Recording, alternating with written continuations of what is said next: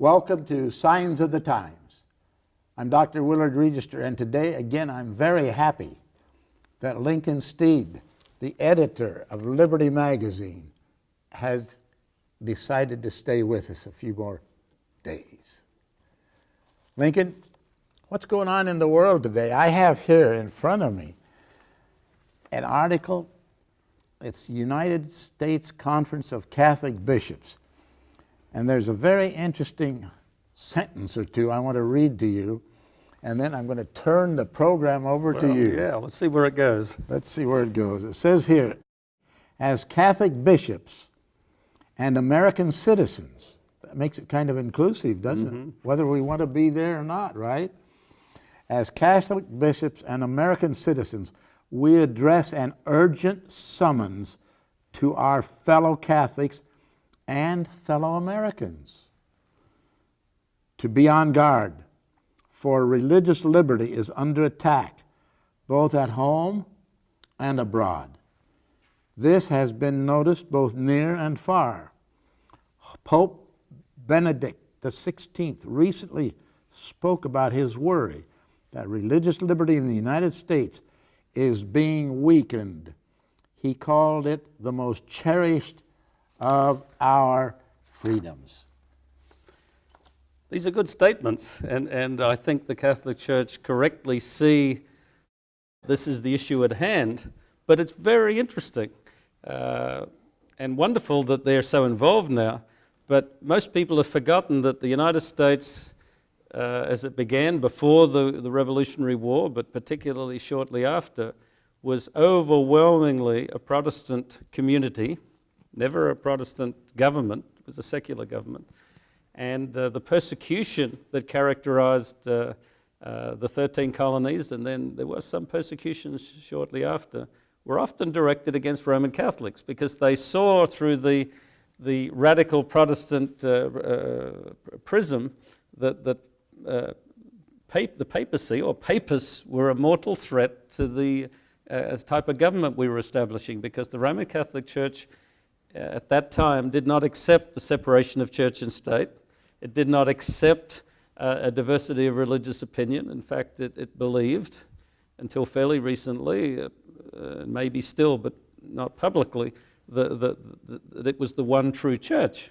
So there was a certain tension always in US history, even as recently as John F. Kennedy's election. Remember, he had to establish his bona fides with the larger electorate that he would not allow the Pope to tell him what to do, that this was no threat to American democracy. Well, we're so far past this now that the Catholic Church in many ways is assuming the lead in religious liberty in the United States. In another show, I made a comment on Senator Santorum, a deeply committed Roman Catholic ex-senator, who in his quest for the presidency made a statement that shocked people at the time. He said that Protestantism in America is absent. It's more absent than I'm comfortable with, and the Roman Catholic Church has moved into the civil sphere and it's speaking publicly. Let me tell you a story that I like to tell because it really shook me. About a year and a bit ago, I attended an all-day seminar at Catholic University. And I went there because I wanted to hear what the Catholic Church had to say about the faith-based, or not the faith-based, the healthcare mandate and their challenge to the contraception and so on, which is the big cause that they've brought up. And contraception. And I sat down at the front of the meeting room, and it was just for Roman Catholics, although very few people like myself were there. We'd invited ourselves. And it wasn't a closed meeting, but it was not advertised beyond the Catholic community. And the first speaker was Cardinal Timothy Dolan, the cardinal who's the Bishop of New York, the head of the US Catholic bishops, so he's the top Roman Catholic prelate in the United States. He got up, very nice fellow, very hail fellow, well met type fellow, and he got up and started holding forth on their challenge to the government and how they're defending religious liberty. And after about 5 minutes, it's like in the back of his mind something suddenly hit him, and he stopped. And he said, again to this Catholic audience, and he said, he said, there was a time when Catholics would not have spoken this way about religious liberty. He said, we once held that error has no rights. It was like stunned silence. Well, it says that in the Keys to This Blood. Right. If you've read that book. Yes, I've read it. So then he continued, and people applauded him, and he sat down next to me at the table, and we talked for a while, and I actually asked him to come and have a dialogue with us on some religious liberty issues. Haven't had that yet. But he was very cooperative. Then in the next session, the next general session, there were three Catholics up front. As I remember, one of them was a historian, there was a theologian, and I forget the area of the other. But the historian responded immediately to questions from the audience. What was the Archbishop talking about? What was the Cardinal talking about? And she said, yes, it is true. She said, that was the default Catholic setting. And then she described how that had changed. And I don't think most people, in most Protestants, and maybe not even most Catholics, know what really happened. It's all because of the Vatican II in the mid-60s. It was the second General Church Council called by the Roman Catholic Church, and they claimed the ability to call all Christians together. In practice, it was all of the Catholic communities around the world. Right. And they went through many things, and it resulted in the Mass in the vernacular, which of course created a lot of opposition in some countries. In France, it was Archbishop Lefebvre persisted in taking it in Latin, if our viewers remember that. He was excommunicated as a result, and very tellingly, not too long ago, I think under Benedict's pontificate, he was rehabilitated. But the most particular document that they adopted at that time, because of an American Jesuit priest, Father Murray, was called Dignitatis Humanae, the dignity of man. And in that document, it said, more in line with a Protestant viewpoint on religious freedom and human integrity, it said that everybody has the right to believe whatever they wish to and cannot be coerced. And it flew against historic Catholic, if not teaching, then their application. And so my view is, and it was stated before these Catholics, with that document in force, they are able to speak, not duplicitously, but honestly on this topic.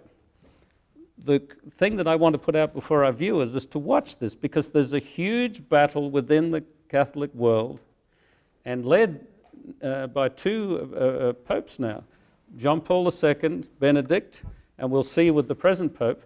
But both those two previous popes, while they had something to do with Vatican II, came to regret it. And they were trying to roll it back. And we respect now what the Roman Catholic Church is doing on religious liberty. I think it's well-intentioned, and it's based on that understanding from Vatican II. But we have to watch closely, because as they respond to pressure from their own system, from some of their constituency, and they may change that, then they will revert to that historic position, which has existed way longer than Vatican II. It's over hundreds of years, including the period of the Inquisition and so on, when they would not accept the right of someone to differ from the Holy Mother Church. So they're the only church, that position. Right. At the moment, we have to grant them the benefit, and as we said in another program, Christians, many of them Roman Catholics, are being persecuted around the world. We will defend their right. The Roman Catholic Church is speaking up powerfully internationally on religious liberty, and we'll join with them in that cause.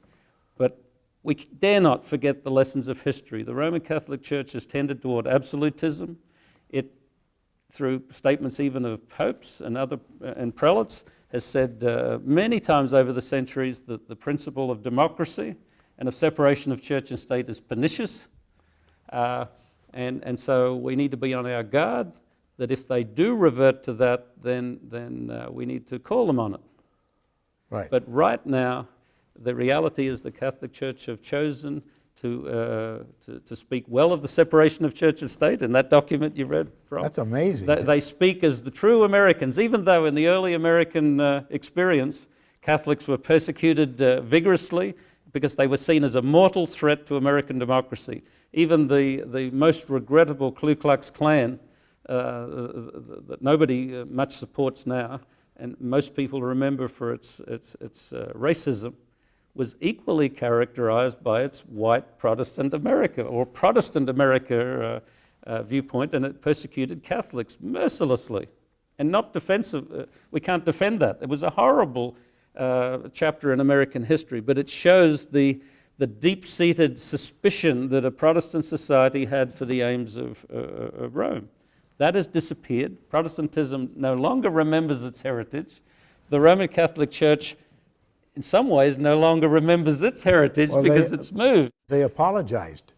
Yes, and I think on a previous visit here I may have spoken about that. The apology derives from a document drawn up by Cardinal Ratzinger, who then became Benedict, and it was called Memory and Reconciliation.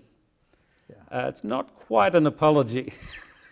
Yeah, his cohorts tried to get him not to do that, didn't they? I mean the magisterium?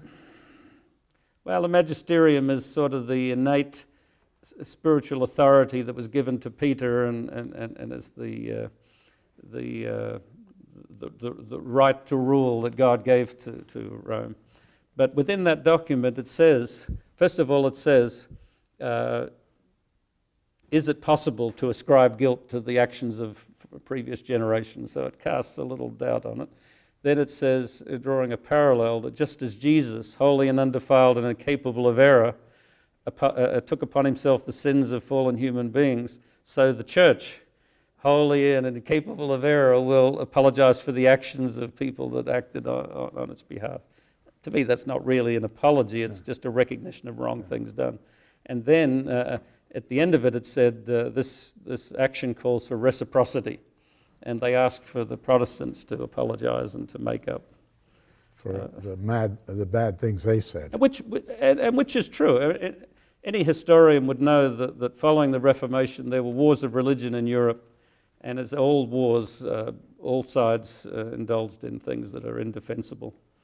But as a matter of a doctrinal stance, Protestantism did stand for something. It was questioning certain accumulated errors in the Catholic Church, which largely was the continuum of Christian belief, but never had that sole claim. I mean, it's not a sustainable claim to a uniquely Christian community. In fact, it's just as easily seen as the religious rump of the Roman Empire, where it had inherited the imperial power.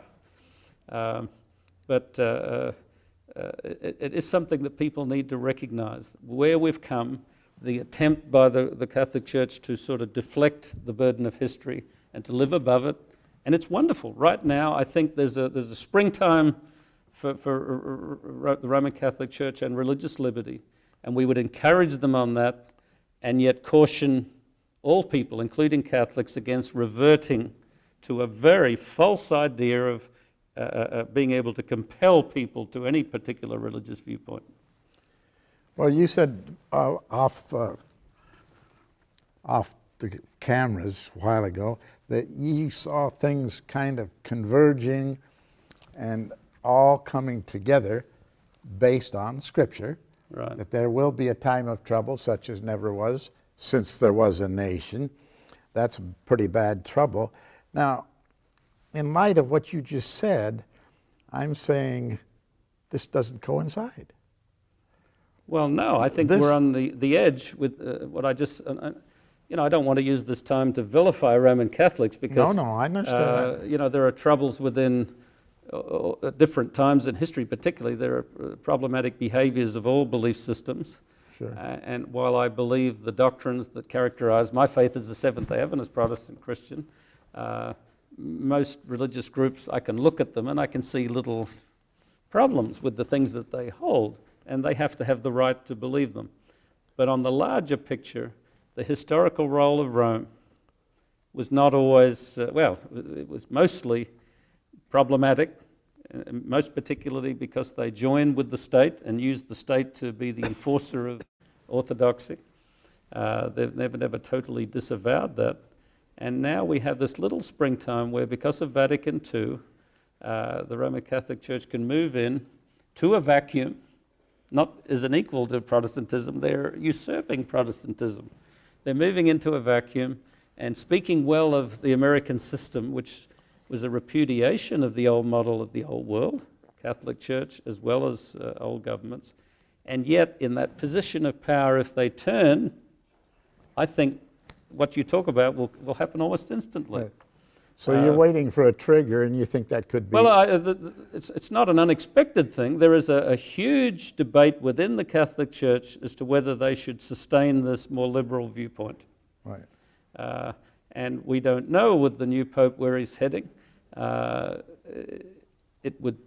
You could deduce from the fact that he's the first Jesuit Pope that he's hardly a lightweight. The Jesuit order were the shock troops, if you like, of the papacy, hardcore movement. In fact, under John Paul II, he brought them to task. He threatened to dismiss the order. He replaced the Director General, for want of a better title. He dismissed many priests, and then he had them swear an oath of personal fealty to the papacy. So they're in order now. And so to have a Jesuit as the Pope, I think they're going to go back to basics. Now, I need to say something that I was discussing with you beforehand. There's many things that have happened lately, and one that has startled a few Seventh-day Adventist Christians is to see a video of a recent broadcast by Kenneth Copeland, television evangelist, charismatic. Many people are familiar with him on television. And he got into just a fit of almost religious romance on screen with a personal message from Pope Francis that was broadcast to his audience. And the Pope leans close up, close focus, and he says there that this rebuke on Christianity by the division within the church must cease. He says we need to join together as brothers, and he used the example of Joseph and his brothers getting together, and he says we're brothers. We're all brothers. We've been separated, but now we need to come together and join together in the grace of God. And it's a wonderfully winsome appeal. And to hear the Protestant crowd just clapping and amen and then babbling away in tongues in anticipation of this joining with Rome, it's rather startling. It's historically startling, and for Seventh-day Adventists particularly, who find in prophecy an indication that this will happen, I think it speaks to the times we live in, when the old schism within within the Christian church between Protestants and Roman Catholics has disappeared, and it was not just a squabble between brothers. It was a huge difference of opinion about how the gospel was to be presented, how it was to be kept separate from paganism and imperialism, because Christianity had been thoroughly subverted by the power of politics. And Protestantism once was separate from the government. Now it's happy to use political power.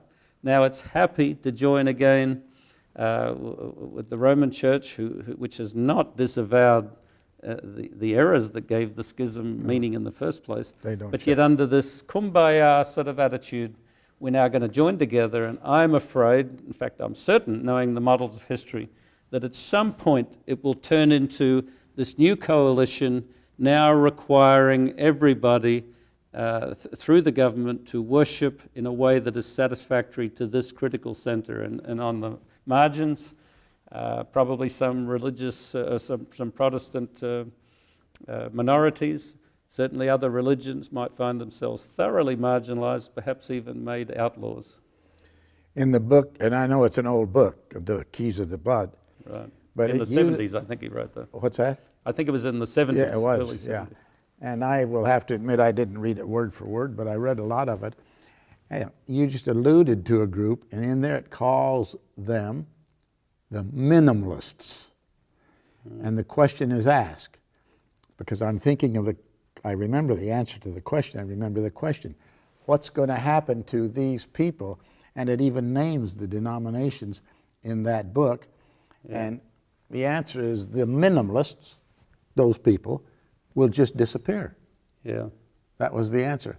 Now, how's that going to happen? I mean, what does just disappear mean without getting... Well, we don't know the future in fine detail, but we know the models of history and the predictions of prophecy. And in Revelation 13, there's a clear indication there. Well, it's very plain that a global power at the end of time will compel to a certain form of worship under pain of death. Right. It's fairly defensible that you could identify this with the United States allying itself with the mainline church, which would be the Roman Catholic Church. Right. And those they've taken in under the They would compel scenario under pain of death some sort of obedience. And again, I think I said earlier, it's important what you believe, but I think on one level it's easy to know what's going on. Anytime anything is required of you, coerced, it's wrong. That's the key. If it's the Catholic Church or the Adventist Church or the state, if they are requiring you to believe something under civil penalty, you know that it's wrong. It's a wrong dynamic. It's not of God. It's not consistent with the principles of religious freedom. And I think we're heading toward that point. And I've noticed lately,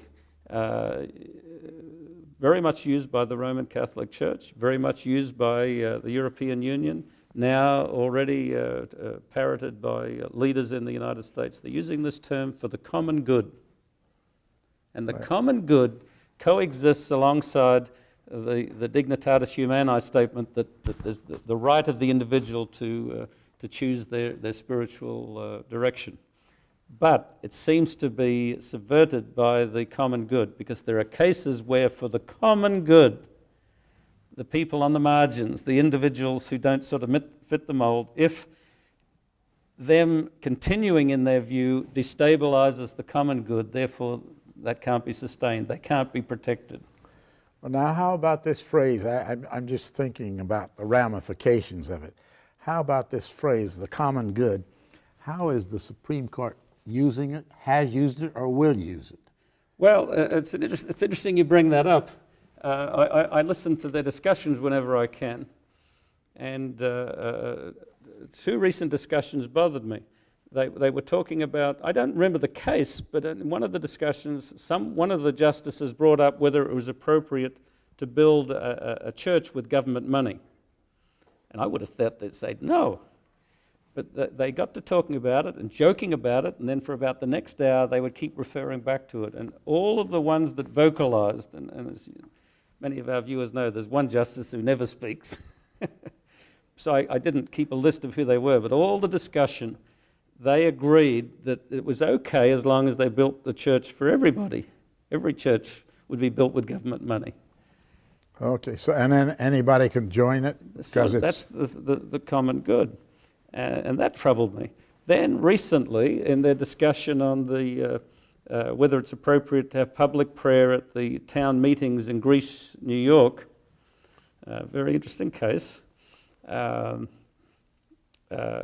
probably they'll allow continued, I mean, we never know, but my guess is that they're going to allow some continued generic prayer as long as it's not offensive to anyone. But that's precisely where the discussion took. They discussed at great level what sort of prayer would be acceptable, and I heard them say over and over again, it's never going to be acceptable to everyone, and as long as it's generic enough to suit the majority, then it's fine.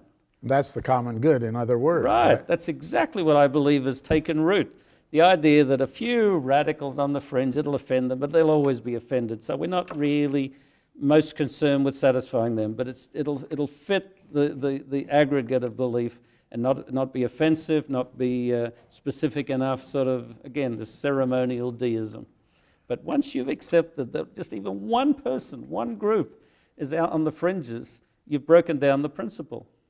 And so I really believe this viewpoint of the common good is a pernicious concept, and writ large, it's exactly what the Pharisees said about Jesus. Better that one man perish than the nation one man died than the nation should perish. But you know, this bothers me all the time, and you read it on the email, I check it out.